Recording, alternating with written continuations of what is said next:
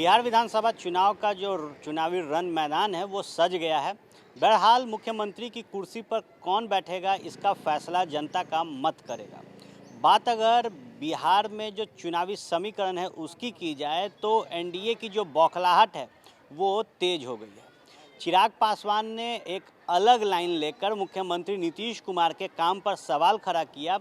उसके बाद जब सीट समीकरण बना एनडीए का तो उसमें से चिराग पासवान को बाहर किया गया और लगभग बराबर बराबर की सीट जेडीयू और भारतीय जनता पार्टी ने अपने खेमे में रखी। इसके बाद जो चिराग पासवान थे वो खुलकर नीतीश कुमार के 15 साल के काम पर सवाल करने लगे थे। 7 निश्चय योजना मुख्यमंत्री नीतीश कुमार ने 2015 के विधानसभा चुनाव में अपने मैनिफेस्टो में रखा और इसको लेकर चिराग पासवान ने साफ तौर पे कहा कि ये जो 7 निश्चय योजना है ये घोटालों का निश्चय है। अब सियासत तेज है और भारतीय जनता पार्टी के लिए भी अब कहीं ना कहीं चिराग पासवान सर का दर्द बने हुए। जेडीयू पहले से ही चिराग पासवान को लेकर परेशानी झेल रही थी क्योंकि 143 सीटों पर लोजपा ने अपने उम्मीदवार उतारने की बात कही और साफ तौर पर चिराग पासवान कह रहे थे कि उनके जो उम्मीदवार चुनावी मैदान में उतरेंगे वो नीतीश कुमार की जेडीयू के खिलाफ रहेंगे।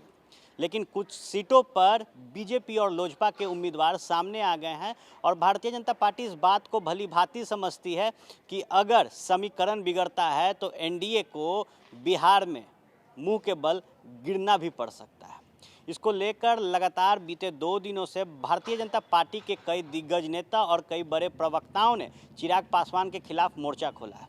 ऐसे में अब भारतीय जनता पार्टी के दिग्गज नेता, पूर्व भारतीय जनता पार्टी के राष्ट्रीय अध्यक्ष और मौजूदा समय में भारत के गृह मंत्री अमित शाह ने चिराग पासवान के खिलाफ बड़ा बयान दिया है। उन्होंने साफ तौर पे कहा कि जो एनडीए टूटा बिहार में उसका सबसे बड़ा कारण लोजपा के राष्ट्रीय अध्यक्ष चिराग पासवान है। उन्होंने कहा कि जिस तरीके से एनडीए के लाइन से हटकर नीतीश कुमार के खिलाफ चिराग पासवान बयानबाजी कर रहे थे उसके लिए भारतीय जनता पार्टी ने कई बार उन्हें मना किया था, लेकिन चिराग पासवान नहीं माने और अंतोगत्वा चिराग पासवान को एनडीए से बाहर का रास्ता दिखाना पड़ा। इससे पहले अगर चिराग पासवान के बयान पर चर्चा की जाए तो चिराग पासवान कई बार मीडिया के सामने और सोशल मीडिया के माध्यम से कह चुके हैं कि प्रधानमंत्री नरेंद्र मोदी का काम उन्हें अच्छा लगता है।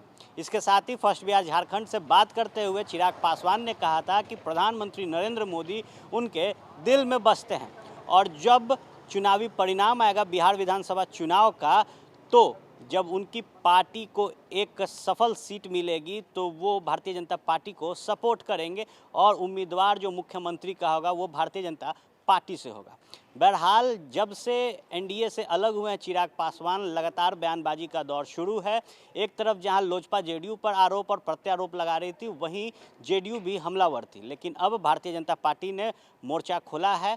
बात अगर दिग्गज नेताओं की जाए भारतीय जनता पार्टी से तो भूपेंद्र यादव, खुद बिहार प्रदेश भाजपा के अध्यक्ष संजय जायसवाल और सुशील कुमार मोदी ने कई बार 2 टूक चिराग पासवान को सुनाया था। अब अमित शाह ने जब चिराग पासवान पर अपनी चुप्पी तोड़ी है और साफ तौर पे कहा है कि गठबंधन टूटने का सबसे बड़ा कारण चिराग पासवान है, तो ये दर्शाता है कि आगामी चुनाव में एनडीए का जब चुनाव का परीक्षा होगा तो बड़ी मुश्किल नीतीश कुमार और भारतीय जनता पार्टी को सामना करना पड़ेगा। बहरहाल आप बने रहे फर्स्ट बिहार झारखंड के साथ। धन्यवाद।